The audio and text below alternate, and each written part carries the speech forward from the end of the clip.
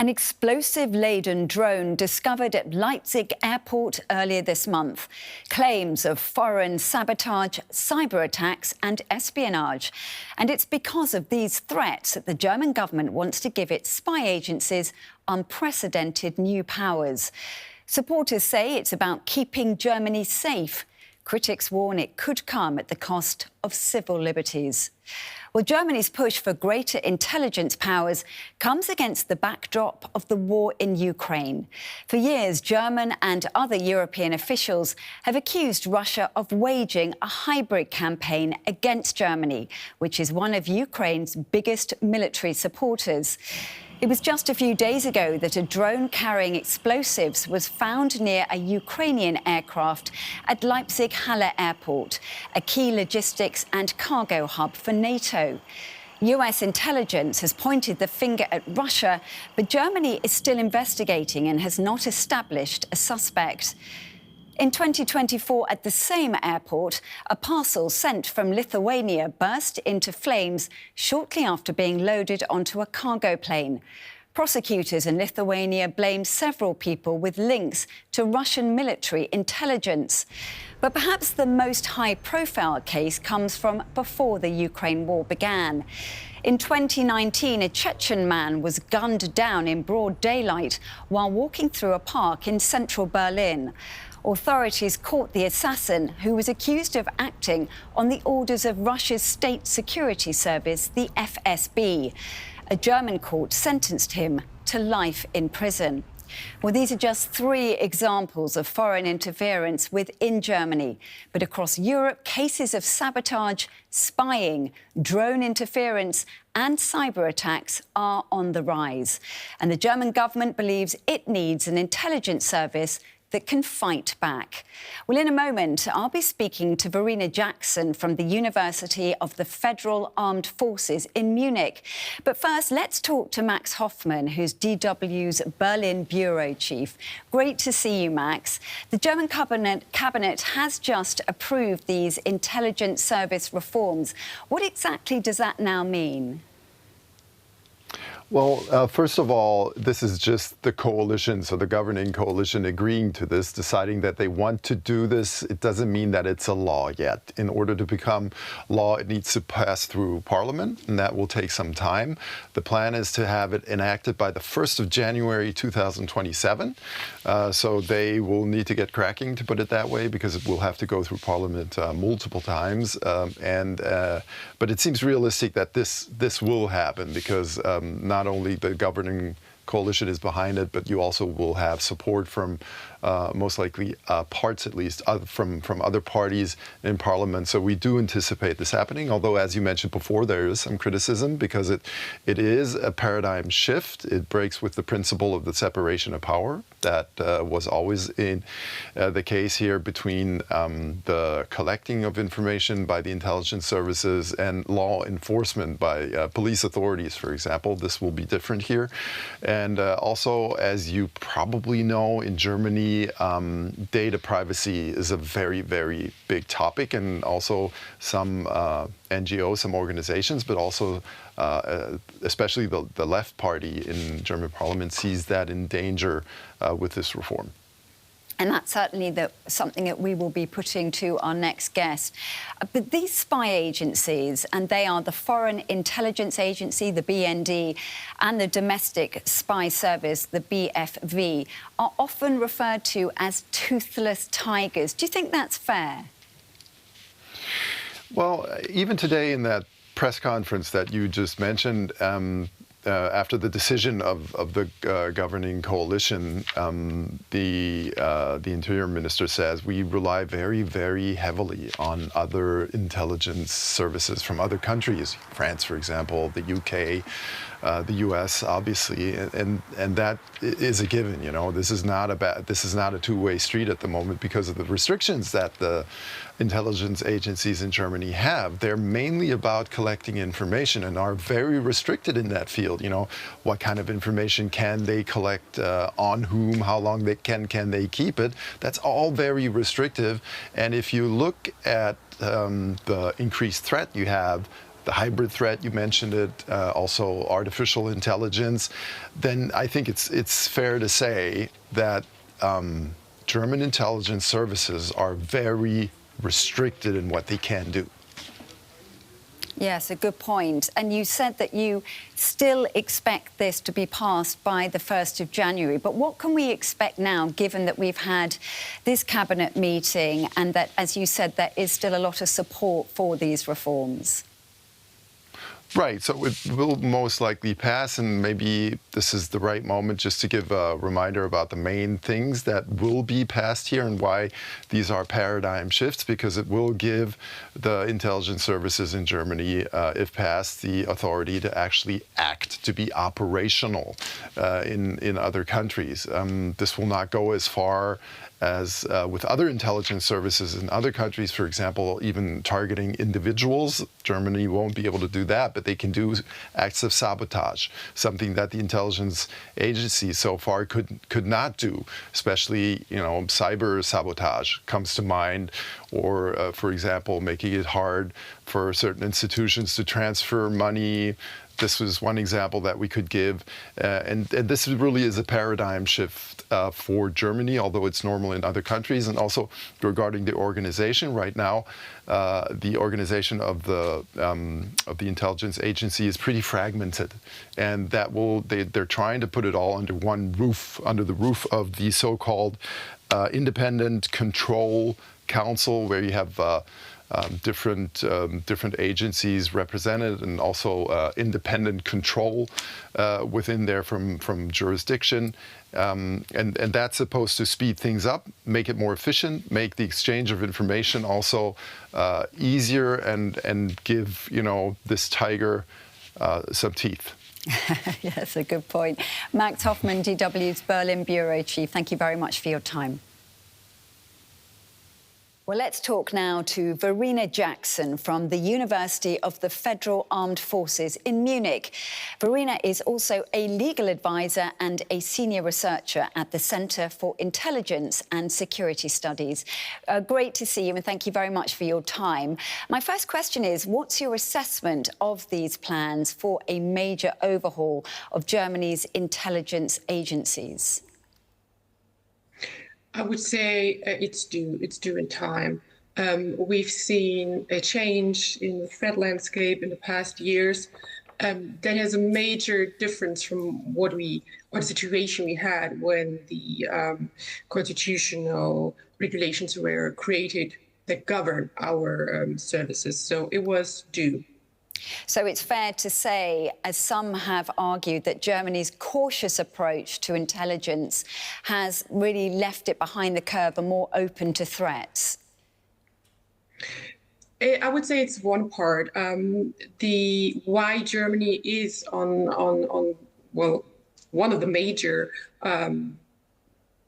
targets, let's say, in hybrid warfare, in the situation that we are in right now, is a complex situation. But yes, one is that our services could not react in a manner that maybe other services, especially in Europe, could.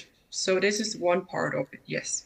So up until this point, what exactly have the German services been able to do? So far, the last decades, German services were just, quote unquote, allowed to collect data, to observe, to analyze, and then provide that data for other agencies like the police, for example, to act on, or the military, because we have a military service as well. But they were not allowed to have any operational competency. So they could not go out like other agencies in other countries could, and, for example, manipulate IT infrastructure in other countries. So it was just observance and analysis. So with these changes then possibly coming in fairly soon, what do you think stands out in terms of the new powers that these services could get? Will they make a huge difference, do you think?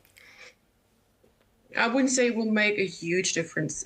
For a huge difference, especially in the situation we're in a hybrid threat situation, it would need a more comprehensive approach from also other aspects. But it will make a difference how Germany now can not just only rely, like it did in the past, heavily on other services for information collection, for example. They will have more options, so to say, to go out and collect data, and then also show possible threat actors that they're not just observing, that they can also react with, like I mentioned before, for example, infiltrating IT systems when there's a cyber incident going on actively, and not just, inform and analysis, form analysis. So yes, they will make a difference, but the difference in operational aspects is one part. Difference for the German, let's say, mindset or the understanding of how Germany has seen its services, that is the major part that will change, because it's a major disruption from the historical perspective that we had on our services. Yes, I want to talk about that in a moment, but just sticking with the changes that then are likely to come in, do you think this is also about reducing reliance on other intelligence agencies? You already mentioned Europe, but, for example, also the United States. Yes, definitely. We've seen in the past years, that we cannot rely on our allies and friends blindly, that there might be some disruptions, in the future. So we have to stick up and collect the data ourselves, or then operate ourselves. So yes, this is one actually part that drives the discussion, that has been driven the discussion for this major reform. And for many people, it will seem peculiar that Germany's spy agencies haven't had more powers. People, for example, in countries in Europe, I'm from the United Kingdom, for example, and elsewhere. Can you explain why Germany has been so reluctant or perhaps unable to give those agencies more power? Yes, in Germany that has historical reasons. So when we had the Nazi regime, we had the Gestapo, the secret state police here, that helped the regime to terrorize Jews and terrorize the population. And we learned from that experience, and we would never want to have that happen again. So then when the constitution was made in the 40s and 50s and even 60s in Germany, that was what we had in mind, to prevent that from happening again. So that's why we created a strict separation between what is police and what is secret services. And from that on, we had that always in our constitution, in our bloodlines, so to say. That's different from other countries. But of course, nowadays we face a new threat that we have to tackle with maybe even new laws or regulations or changes. And also, you've mentioned it before, but this whole idea of data collection has also been a taboo in Germany, hasn't it? Who can keep it, whether agencies can share it. Can you explain what exactly is due to change? Yes, we were always a bit reluctant here in Germany to collect data from our citizens, but also from citizens abroad, foreign citizens, when our secret services were operating. Now, the secret services should be able to collect more data and more easily, and also store them longer, and then do analysis on them using artificial intelligence, which is also something that actually just brings us up to the status quo, the state of the art, so to say, comparing also to other European agencies. So you say that it will bring Germany up to the status quo, but there have been real concerns about these plans within Germany. We've got, for example, opposition politicians who've spoken out. And let me just read you quotes from two of them. First of all, we have Wolfgang Kubicki from the Free Democratic Party. And he says what Dobrindt, now that's Germany's interior minister, is planning is a historic breaking of a taboo. I want full judicial oversight of infringements on fundamental rights, he says, and a government that understands that freedom is not defended by curtailing them. And then secondly, we have Clara Bunger from the Left Party, Die Linke. She says anyone who grants intelligence agencies operational intervention powers sabotage authority and the ability to carry out state-sponsored hacking operations, is planning to create a new German secret police force. Very strong words there, real fears being expressed that Germany could end up recreating a German secret police force, something that you were talking about before when you were mentioning the Gestapo during the Second World War. But what are your thoughts about concerns, particularly from within Germany, about giving these agencies more powers? I think they have to be taken into consideration. They have to be heard. They have valid grounds, like I said before, historical, our historical past. But what we should keep in mind when we actually want to change something that is so in our bloodlines, in our constitution, in how we operate our secret agencies, it's just natural that there are different opinions on that. What we have to definitely keep in mind and really also focus on is that we have judicial oversight over the services in the future. And what I would like to mention also that this law that's coming now will definitely go to the German Constitutional Court and being analyzed there on how constitutional it will be. So there is, let's say, a second instance then who checks that law. It's not if it goes into effect now, if it passes the Bundestag, that there will be no checks and balances anymore. So the concerns are valid, but we should also keep in mind that we live in an age of technology, different threats than what it was decades ago. So what do you think will happen next? Do you think these reforms will go through?